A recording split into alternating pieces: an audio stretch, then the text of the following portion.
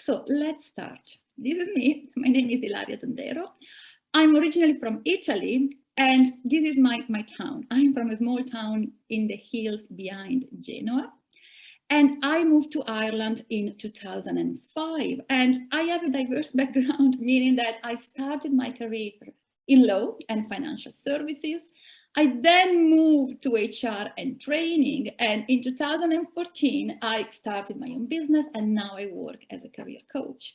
So I find it quite challenging, to be honest, still nowadays at times to clearly explain my background. And I still sometimes have this fear I confuse the listener. And I noticed working with clients, working with groups, that this is something very common. Sometimes we fear we'll confuse the listeners. So how can we make sure that what we say actually enhances and clarifies the information we wrote in our curriculum, and actually we expand on that information to really support our application? My advice is, please prepare the career-related question. We know that regardless of the stage of the interview we are at, but especially if we are at the beginning of the interview process, we are going to be asked about our career so far, our background, our CV. And a typical question is, please go through your curriculum, or tell us about your career so far.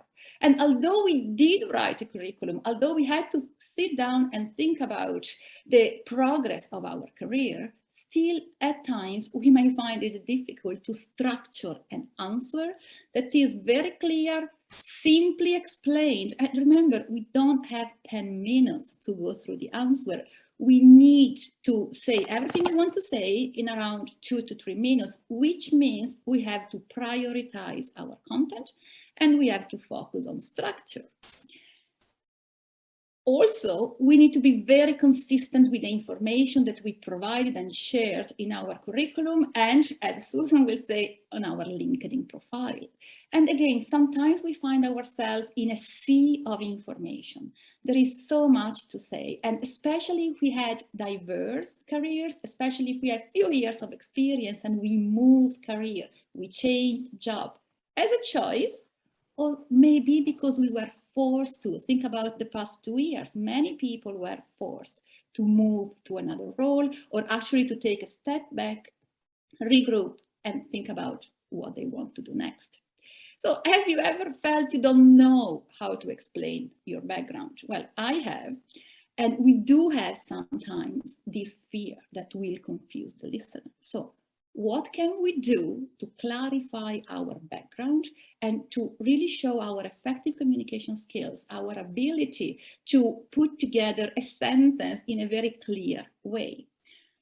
Sometimes we tell to ourselves, well, I don't know where to start, or it's difficult to explain. If we have relocated to another country, we may even say what I used to do in my country doesn't really exist here. And that's kind of the self-talk we may find ourselves in. My advice is to focus on storytelling. So instead of going with a list of experiences and qualifications, which could sound quite flat, let's create a plot. Let's create a series of events that really define our experience and our competencies. And as Orla said, we already have identified the priorities for the role. We have a CV that is tailored to the role we are applying for, which means that we have already put together a plot, a series of events.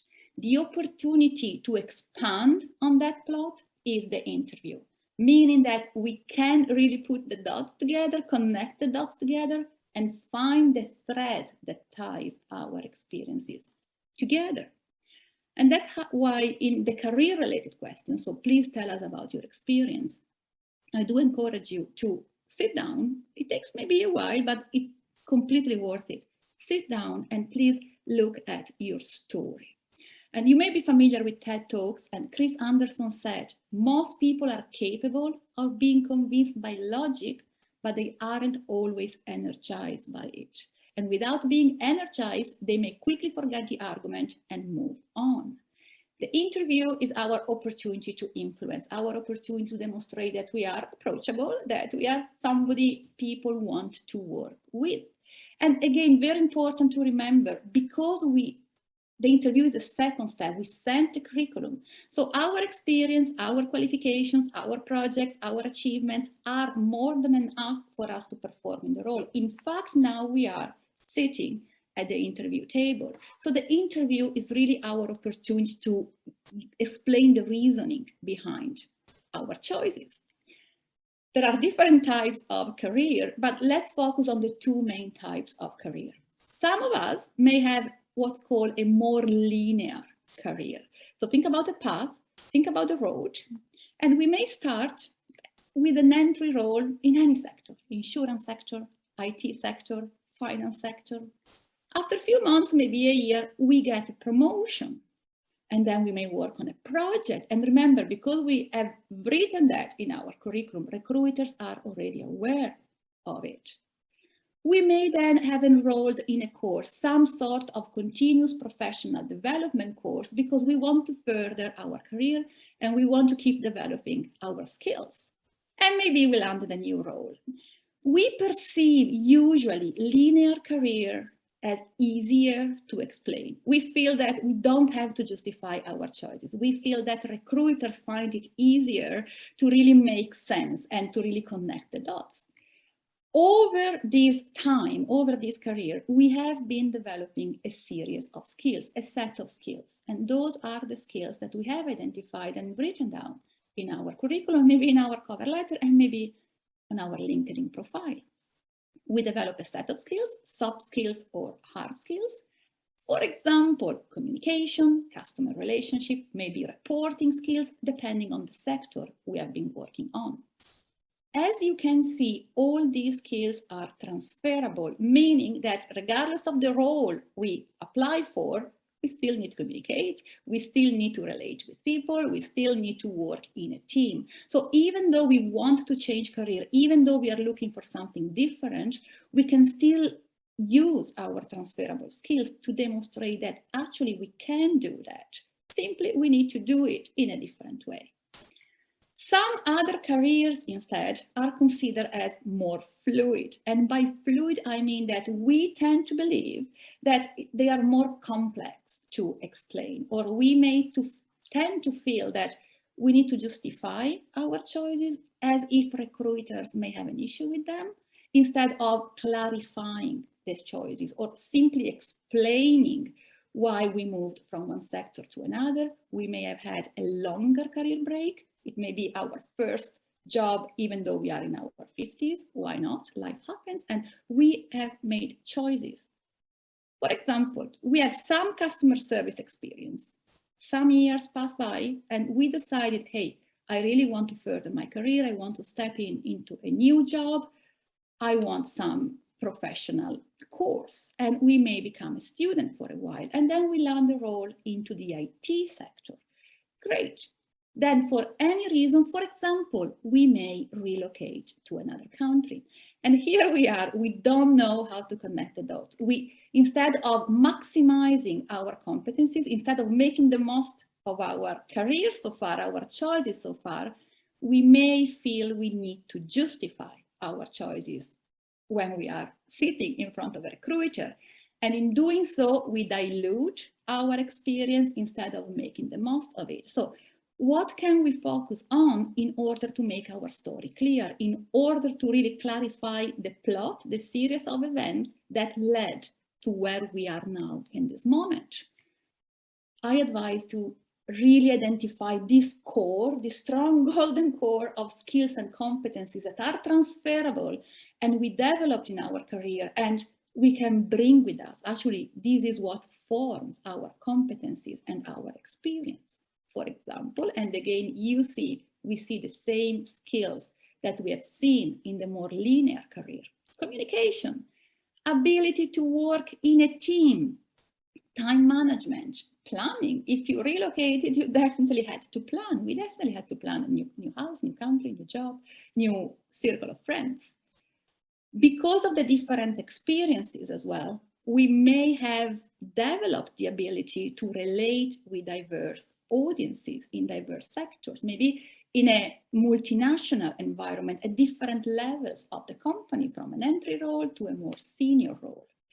The idea is really to look for the milestones, to look for the thread that ties your experiences together. And remember, because you had to identify those milestones, because you had to prioritize content in your curriculum and cover letter and maybe LinkedIn profile, you already have the plot.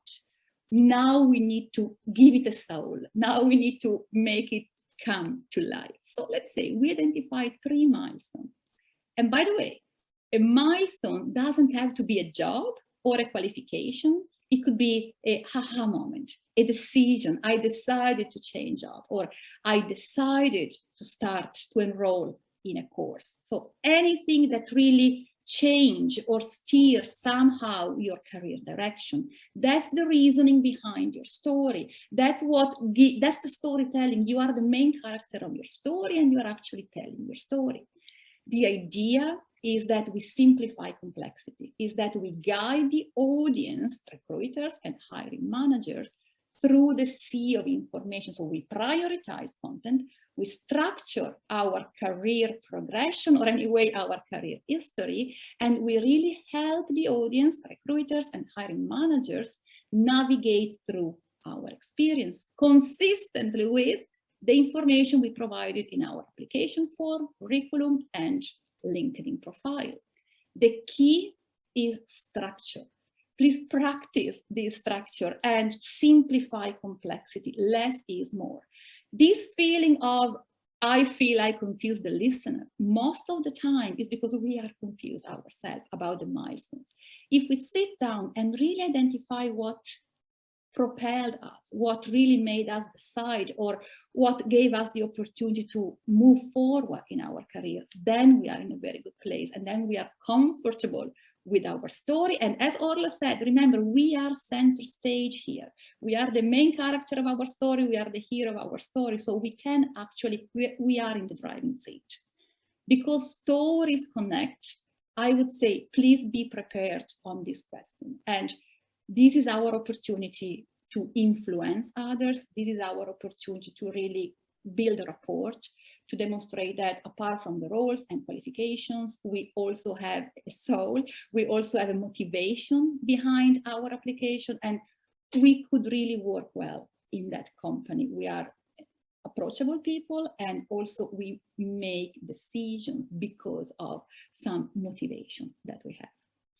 This question is nearly 100% of the time asked, so I would prepare on this question. We tend to prepare more on examples, we tend to prepare more on projects, etc. And we tend to underestimate the fact that this question tends to be asked at the very beginning of the interview process. It means that this is the icebreaker. We really set the scene, and the more prepared we are on this question, the more comfortable we are as well. And of course, interviews are a nervous time in our life. So let's really set ourselves up for success.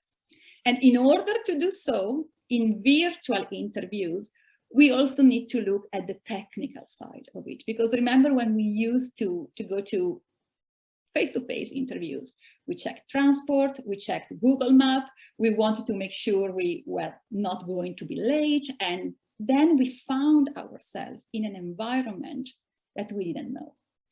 With virtual interviews, we have control of our environment. Most of the time, we actually sit at home in front of our computer. So we know technology, we know our computer. So how do we prepare to make the most of our verbal and non-verbal communication during virtual interviews? Well, very simple tips. And again, the key point here is we don't need a recording studio at home. We simply need to become aware of some details that may completely change how we are seen, how we project and position ourselves. First of all, light exposure.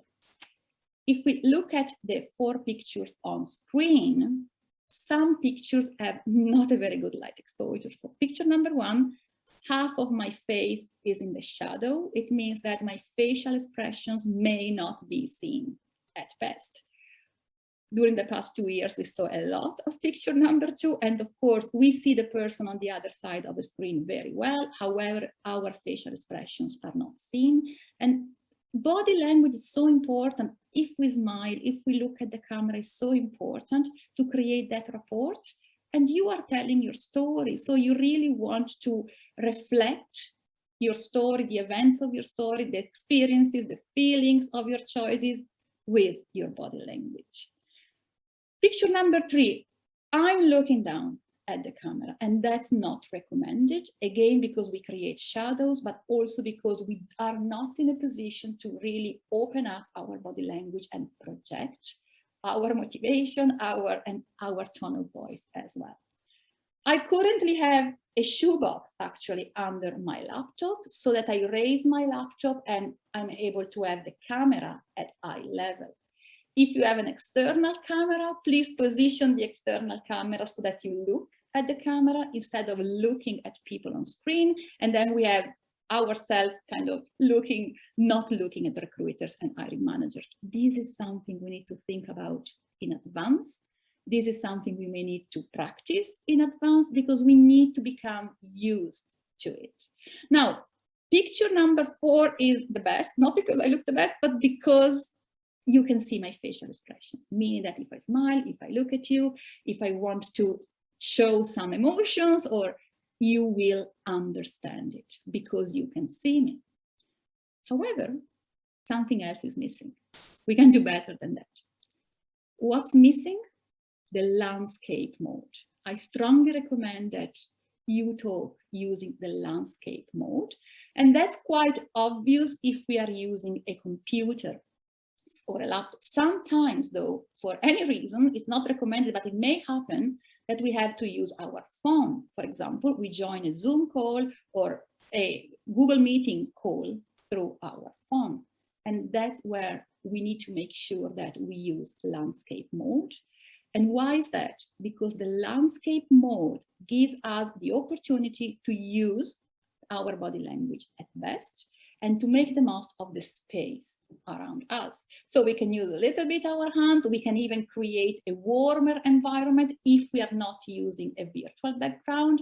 And we can really sit in front of the recruiter and the hiring manager as if we were in the same room, and we create this conversational environment. Remember, we are telling our story. We want to be heard and we want to be understood. Please check the light, either around you, in front of you, not directly behind you. And please remember to smile. Too many times I see people not smiling because of nervousness. However, smiling really helps us relax, and also the audience mirrors what we do. So if we smile, they smile, and we let a bit of our nervousness go away. Now, how do we set up the room? And that's very important. I see sometimes we really don't know where to sit in the house. We are looking for the right corner, especially if we are living with somebody else, we have pets, we have kids. So how do we choose that corner? How do we make sure that corner is free at that particular time during the day? First of all, there is an expectation that we are ready because we are sent the invite for the interview well in advance. There is an element of predictability. We are expected to be prepared. And that's very important. We need to show we care. And that's extremely important. And as Orla said, we not only need to be able to do the job, we want to do the job. In this case, for example, as you can see, the background is too busy because remember, we are the character of the main hero of our story, and we want to be center stage. We want to avoid unnecessary distraction. For example, in this case, you have my cat looking at the bird, and while I'm talking, you may be thinking, is the cat going to jump? Is the bird even real? And again, we create unnecessary distraction. I'm asked many times, can we use a virtual background? Let's say that we really tried our best, but our house is not suitable. Can we use a virtual background? Yes, of course we can use a virtual background if we have practiced it in advance. there are many different backgrounds. Some backgrounds are very professional as well. They look like an office. They look like a very tidy house. Some other backgrounds, for example, some Zoom backgrounds are, let's say, more playful. Can we use them? Yes, depending on the industry, depending on the type of role. Use your own judgment, obviously, but please practice, because we may look like a floating head if we are not used to it. For example, let's say the space background. If I now had that blue background and I have a blue short, you would see me as a floating head on screen. If you wear light green and you have a green background, again, you would look like a floating head. Also, you may have noticed that if we move too much backwards, we disappear from a virtual background. So again, we need to practice backgrounds in advance. Some backgrounds create some movements, like you have a video here in the palm with some light wind and waves. Is it nice? Yes, of course it's nice. However, think about the length of time. An interview may last 30 minutes, 45 minutes, even an hour. So probably have the same type of movement for an hour, maybe annoying or a distraction. So again, use your own judgment, but of course, if you need a virtual background, yes, of course, we can use it. Summarizing, I really strongly recommend that we focus our preparation. Instead of looking here and there, Googling a Google list of questions, really focus on what you can control. There is an element of predictability to interviews and virtual interviews as well. So first, focus on what you can control. Simplify complexity, keep it simple. Remember, you are already at the interview stage. Your experience, qualifications, everything you wrote in your curriculum is enough, because now they want to know more about you. You have already prioritized content in your curriculum, so we expand on that content during the interview. That's what the recruiters, the hiring managers expect to hear during the interview. Please know your story. Not only know it, be proud of it. Instead of diluting your experience, make the most of it. Don't justify your choices if you can. Really clarify your choices if needed. And how do we do that? We look for the milestones in your maybe academic or professional journeys, and we really focus on really finding the thread that ties our experiences together. And that could be a skill. Throughout my career, I have developed excellent communication skills, or in all my roles, I had to plan or I had to work on different projects. Make the most of your verbal and non-verbal communication. So make sure you can be seen, make sure that you are not close to the screen. Now I am at a arm length, as you can see. And why is that? Because I can use my body language without being too close to the screen. Usually in interviews, we don't have to use the keyboard.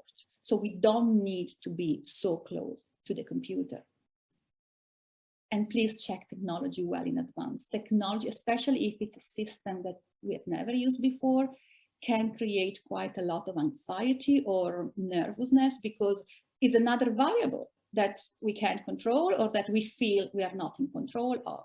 So please check technology well in advance. If you are invited to a Zoom meeting and you have never used Zoom before, organize a call with a friend or a family member so that you are familiar with how you look on screen, how you sound on screen, how you move on screen. Which means please don't make the interview your first rehearsal. We don't need to memorize anything, but we need to practice, which is simple preparation. And I 100% guarantee it's really worth it. Thank you very much. And if you want additional information, of course, you can go to the resources page of the Ilaria Coaching website, and you can see some of the information we have covered today. Thanks so much.